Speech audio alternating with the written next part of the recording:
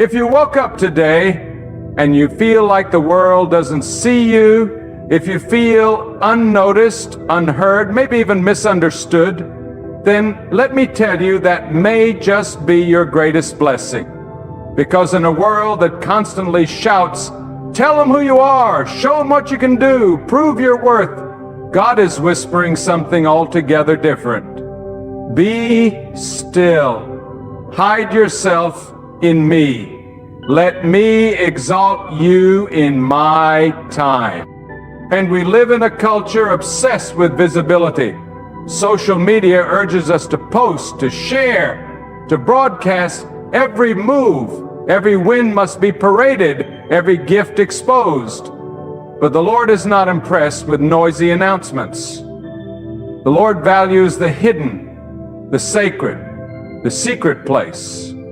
And there is power, yes, holy power, when you learn to keep quiet about what you're doing and let God do the revealing. And never tell people what you do. That may sound strange in this age of self-branding and personal platforms, but when you live for the applause of people, you risk losing the approval of God. When you seek validation from man, you often miss the promotion of the Spirit. Some of the most powerful works of God begin in silence. Not every calling requires a public proclamation. Some callings require you to walk quietly through the fire until the flames themselves testify to the God who kept you. You don't need to explain yourself to people who were never meant to understand your assignment. You don't need to showcase your plans to those who cannot carry your vision. Joseph told his brothers his dream and they hated him for it. They couldn't handle what God had shown him. Some of you are under attack, not because of who you are, but because of what you've revealed. Silence is not weakness, silence is wisdom. When God begins to move in your life, it won't always be with trumpets and loud miracles. Sometimes it's in the midnight wrestling, in the quiet obedience, in the decisions you make when no one is watching. There are things God is building in you that must remain hidden for now. Because premature exposure leads to premature destruction. You cannot rush the timing of the Lord. He is not in a hurry. Say He is never late. But He demands trust. God does not call us to be loud. He calls us to be faithful. Jesus healed people and told them, say nothing to anyone. He raised the dead and warned, tell no one what has happened. Because divine power does not need human promotion. When God moves, His work will speak for itself. You don't have to shout when your fruit is growing. The tree doesn't announce its season.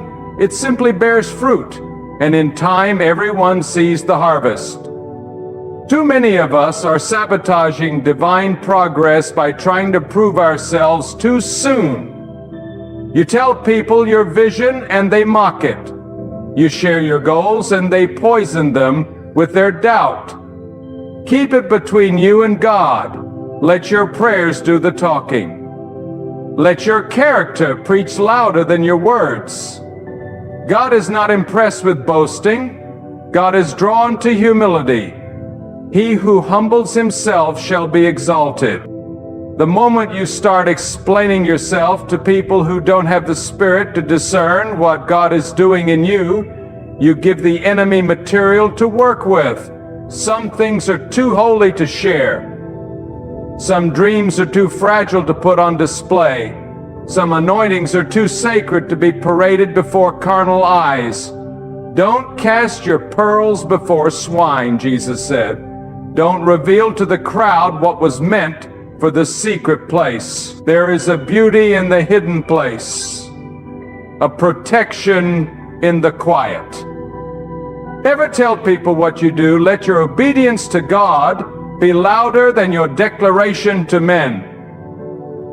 When Nehemiah was rebuilding the walls, he said, I am doing a great work, and I cannot come down. He didn't waste time explaining the blueprint.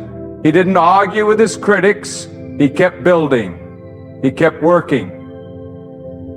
Because destiny doesn't need defending. Purpose doesn't need permission.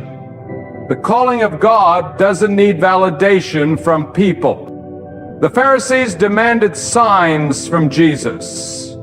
Show us, prove yourself, and Jesus refused. Because those who truly seek God will recognize Him without needing a performance. If you have to prove who you are to people, then they are not your assignment. If you have to explain your value, then they were never meant to carry your mantle. Walk in quiet confidence. Be hidden in the Lord. The most dangerous thing you can do is expose your oil to the wrong crowd. Samson told Delilah his secret, and she used it to destroy him. Be careful who you open your mouth to. Not every smile is safe. Not every listener is a friend. Some are there to extract your strength, not support your mission. Silence is your shield. Mystery is your defense. Trust is your guard. God is preparing you in secret for a reason. He is building your character in the dark so you can carry the glory in the light. If you skip the process, you will collapse under the promise. You must be rooted before you are revealed. You must be grounded before you are gifted. And you must learn to be faithful in the shadows before God brings you to the stage. There are moments when God will test your humility by hiding your significance. He will allow others to be elevated while you are in the background. He will allow others to be praised while you are overlooked. And it's in those moments that He is asking, will you still serve me when no one claps for you? Will you still believe in your calling when no one affirms it? Will you still obey me when no one is watching? Let me tell you, what you do in private is what truly matters. What you pray when you're alone, how you worship when you're broken, how you work when no one acknowledges it, that is what defines you. God sees it all, and in due time, He will reward you openly. When you pray, go into your room, shut the door, and pray to your Father who is in secret, and your Father who sees in secret will reward you openly. Don't be tempted to rush the process. Don't be tempted to market yourself before your time. Saul tried to put his armor on David, but David refused. He said, I cannot go with these. David knew that God had already equipped him in the field, in the hidden places where no one saw. He killed lions and bears in silence. So when the giant came, he didn't need to talk. He just acted. Your private victories will prepare you for your public battles. Stop trying to convince people of your worth. The anointing does need a billboard. When God is on you, it will be undeniable. You won't have to announce it. You won't have to campaign for it. His favor will follow you. His glory will rest on you, and those who once doubted you will be forced to acknowledge that God was with you the whole time. Some of you are in a season where it feels like God is hiding you, like nothing is moving, like no one sees the effort you're putting in.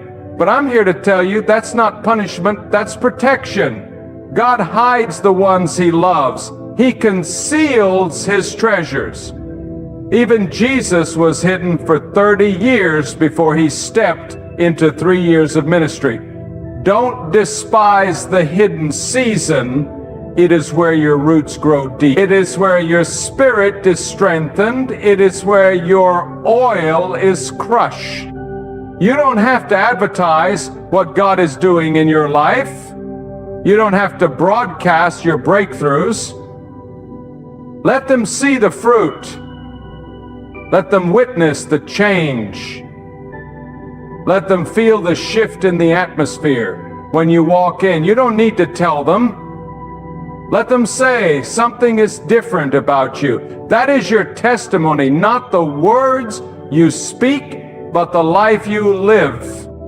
Even Jesus didn't start his ministry until the Spirit led him into the wilderness.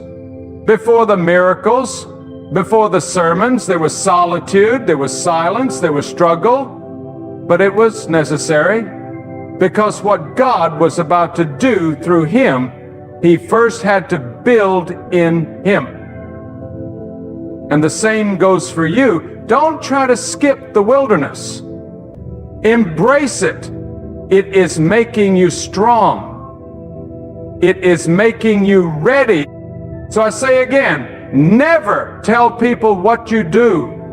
Never rush to reveal what God is slowly building. Never trade the divine timing of God for the empty applause of men. Wait on the Lord. Trust his process and walk in quiet obedience.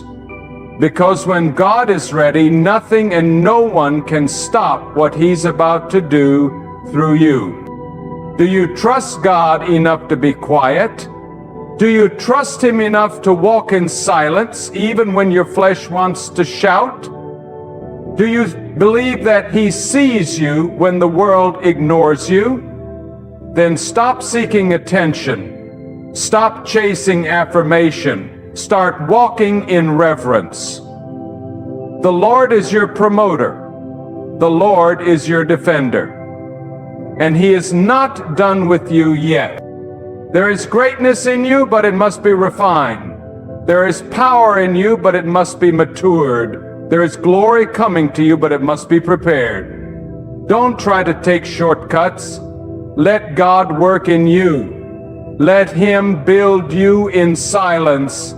Let him stretch your faith in the shadows. Let him strip away every dependence on man, so that when he elevates you, you will know this was the Lord's doing and it is marvelous in our eyes. And when that day comes, when the spotlight finds you, when the door is open, when the platform is yours, walk in humility. Speak with authority, but remember the lesson. Never tell them what you do. Let them see who you serve. Let your life reflect his glory. Let your journey reveal his hand. And let every victory point back to the one who formed you, hid you, refined you, and released you for such a time as this. And now I say to you, my friend, if the enemy cannot destroy you, he will try to distract you. And one of his greatest distractions is the urge to be seen, the desire to be known, the itch to be recognized by men rather than affirmed by God. This is not just vanity, it is a spiritual trap. Because the moment you shift your eyes from heaven to the crowd, you begin to live for the wrong kingdom. You start building your own name, not God's. And God will not share his glory with another. So hear me clearly. There is a holy discipline in holding your tongue. There is a divine maturity in walking silently with God while the world demands an explanation. You do not need to justify your obedience. You do not need to explain why you said yes to God when everyone else said no. Some things only make sense in hindsight, and some obedience is only validated when the promise is fulfilled.